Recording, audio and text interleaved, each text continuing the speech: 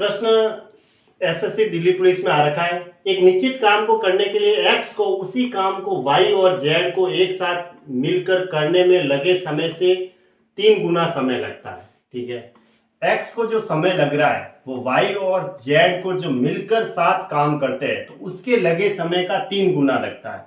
ये जो समय है ना, इसका 3 गुना लगता है एक्स को। ये कह रहा है एक निश्चित काम को करने के लिए एक्स को, फिर कॉमा है, उसी काम को वाई और जेड को एक साथ मिलकर करने में लगे समय से 3 गुना समय लगता है। अगर इनको 1 लगेगा तो इनको 3 गुना लगेगा, 3 है ना, इस रेशियो में इनका समय है।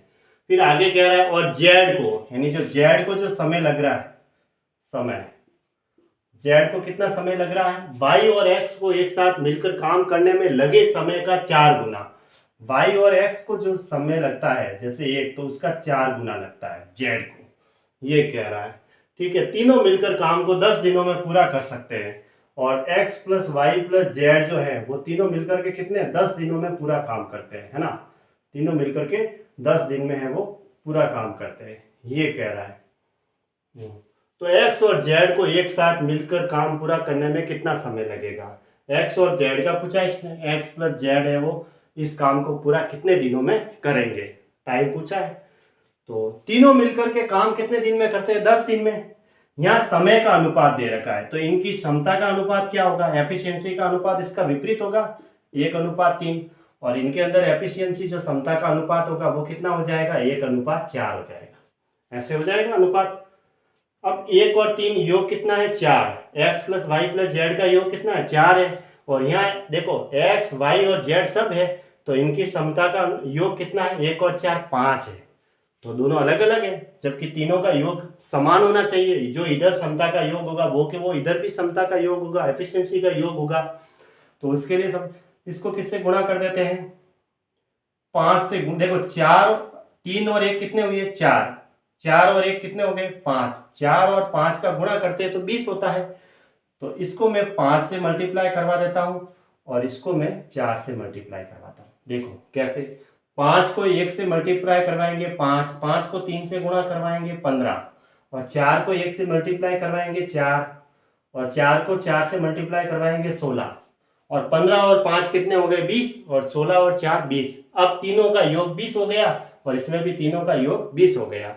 तो अब मैं x, y और z इनकी क्षमता का अनुपात ले लेता हूं। x की क्षमता आ गई 5 और z की क्षमता दे रखी है 4। तो y की एफिशिएंसी कितनी होगी, 5 और 4 9, तो ये हो गए, टोटल योग 20 है। 20 में से 9 माइनस करो तो कितने आए, 11, ऐसे। देखो अब कुल वर्क कितना हुआ, कुल काम, तीनों मिलकर के पूरा काम 10 दिन में करते हैं। तीनों की एफिशिएंसी कितनी है, 11 और 5 16 और 4 20 है। तो 20 दिन में काम कितना होगा, 20 गुणा 10 यानी कि 200 काम हो जाएगा, ये है। तो टोटल वर्क 200 हो गया। तो ये जो 200 वर्क का जो काम है किसके द्वारा करवाना है, एक्स और जेड को एक साथ मिलकर काम पूरा करने में कितना समय लगेगा। तो एक्स और जेड है वो कितने दिनों में करेंगे, तो 200 काम करवाना है।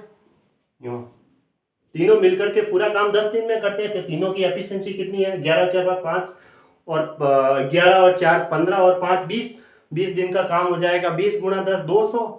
अब x और z के द्वारा इसे काम करने में पूरा कितना समय लगेगा, टोटल वर्क ये है। और x और z की एफिशिएंसी कितनी है, इनका योग 5 और 4 9, 9 का भाग दे देंगे।